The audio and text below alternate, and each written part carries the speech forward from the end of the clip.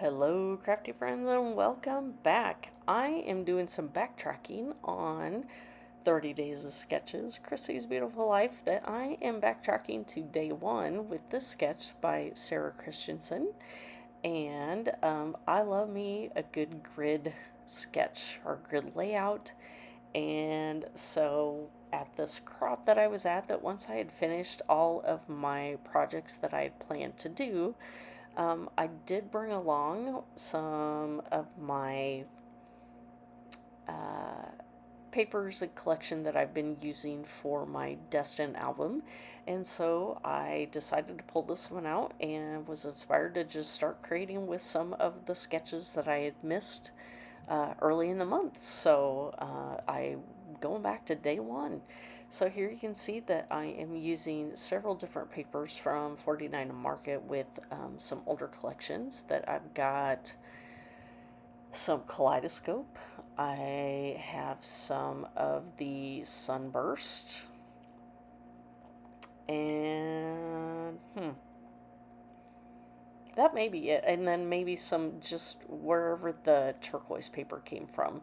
And honestly, that could be from multiple collections early on in 49 Market. So here you can see that I have cut up that dictionary type paper.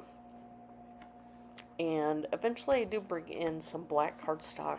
Well, not really black cardstock. I will show you a trick because I didn't have any black cardstock with me. So the first trick that I was going to use was to use my black ink and try and give some definition to each of these papers. And you can already see on those first two that I have put down on that pretty busy paper that it does help give them some definition and pop off the page more than before I had the ink on there. So that was step one. So I don't make you watch me put ink on every single one. But here is my second tip that I did not have any cardstock with me. And so I actually used the packaging and used my archival black ink from Ranger, and I just rubbed it on the back of the packaging, which was essentially like a white piece of light chipboard or heavy cardstock. And that's what I used to map my photos. So instead of cardstock, if you're ever in a pinch at a retreat and you have any inks with you, just see if you can find a way to make it work. So here you can see I'm just kind of dry fitting using just a touch of adhesive to make sure that I have a piece of the packaging that is close to the size that I need it, and then I'm just rubbing it around the edges to get the dark black, and then I trim it down to size once I have the picture securely adhered to the piece that I inked up here. So I know I've seen several other people do this, but this isn't something that I typically do, but this is what I made work with the supplies that I had at the crop I was at. So I don't know, I was kind of happy with what I had put together and how it all came together because honestly, I didn't really think that I would have time to make any layouts while I was at this crop. That I really thought what I was working on that entire weekend and thought that would take the whole weekend were the projects that I've shared earlier in the month, that the small book frames that I created for my family as gifts that I will give them for Christmas, and then in addition to something else that, depending on if this gets scheduled prior to the 24th, that I have some additional projects that I was working on as well that will be gifts. So anyway, I didn't think I would get to any layouts, so I was pleasantly surprised when I was able to get more done than I had planned to do. So that was always exciting. That I had a very productive weekend, had a lot of fun, and you know, if I ever get the videos edited, then you will get some content here eventually. It just, you know, I have been creating, but it's the videos that have taken some additional time to get the voiceovers for. So, and I don't know if you can hear it right now, but I have a little mister outside my door right now just jibber jabbering, wanting to get in to see Nana. And Nana's doing voiceovers right now, so I'm trying to get a bunch of them done all in a row, and we will see if he holds off or not on coming in. All right, so I've got all those blocks down, and now I'm just going to go back and start adhering things down in each of the blocks. I did not stick to, you know, once I had each of the 9 blocks down, I don't stick within each of the blocks. That I do just kind of blur the lines at this point. So especially, you know, here at the top, you can see that I have a horizontal 3x4 picture. Same for the next one down below.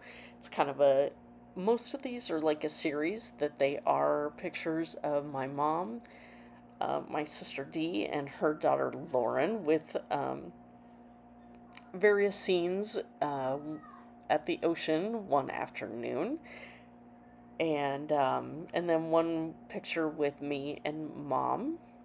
So these were just kind of miscellaneous pictures that I wanted to include in the album, and this was just a great way to share those on one single layout here. So I have had these jewel words forever. This one in particular says "Ride the Wave," and I'm having a little struggle. And if in the close-up photos, you can see that I have troubles with one particular gem there. You could see me kind of messing with it just a little bit, and you know, I didn't worry about it. I'm just leaving it how it is. Here you can see me kind of testing out some of my clusters that I do stick down my pictures, but then just dry fitting a little bit some of the things that are going to go by each of the photos here. And before I started the video, I did go through and try to pick out a few things that I thought I wanted to include on each specific layout. And I think this one that I'm working on now turns out a little bit different, but essentially I do use most everything. Oh no, this one over here changes a little bit. That I did use that label there. I put a rub-on on it that says flip-flops, and put that underneath the photo, and then I put the circle there because I wanted to give a spot for the flip-flops to so you could kind of visually see those a little bit better once they were stuck down. And so once I had the gem designs in 2 places, then I felt I needed it in a 3rd place. So I do struggle to find the 3rd one, but I do end up getting a star on the layout that is from the same piece. It's a greenish turquoise colored star, and it does eventually go up in that far upper right corner. So here, this is the little section that kind of changes a little bit once I start sticking everything down, but essentially it does turn out pretty much how I had auditioned each of the pieces here. So did have a little struggle getting that to stick down. I don't know why, but so I just put my stapler on there to hold it while I kept working on other specific things, kind of like a 3rd hand, just holding it down, putting a little pressure on it, and eventually it did just get the right amount of pressure, and the glue dried and it stuck. So let's see, got this little section in up here. Of course, I've been trying to I try and use a lot of the design specific things, like the seahorse thing. You know, I don't know, never seen a seahorse in person, but it's sea related, so it kind of went with the other colors on the page. Again, I was trying to get somewhat of a visual triangle with that blue color, so I have that square piece that says "Remember this forever," the seahorse, and then at the bottom that at one with the sea, so they were all kind of the same color, trying to get that visual color in 3 different places. And honestly, the the laser cut with the lifeguard building, whatever you want to call it there, you know, that's another piece that I struggle to use, but I try and just use them in clusters here, and it doesn't really stand out significantly. So this was kind of a nice way to use it, not let it go to waste, and still support the theme of what I'm scrapbooking, but not let it be a focal piece of my specific layout, if that makes sense at all. So if you struggle using some of those places or some of those laser cut specific items, maybe that gives you an idea of how you can use those. So, oh, here is where that third jewel shaped piece is going to go. Again, it's pretty subtle, but in person you can see it just a little bit easier. And then, like I've been adding on all of the other 12 by 12 full-size layouts, well, not even 12 by 12, but just full-size layouts, I've been including the gold sprinkles on each of the pages here. And that is pretty much going to wrap things up here. So you're going to get some close-up shots coming here. So if you have any questions for me, please feel free to leave those down below.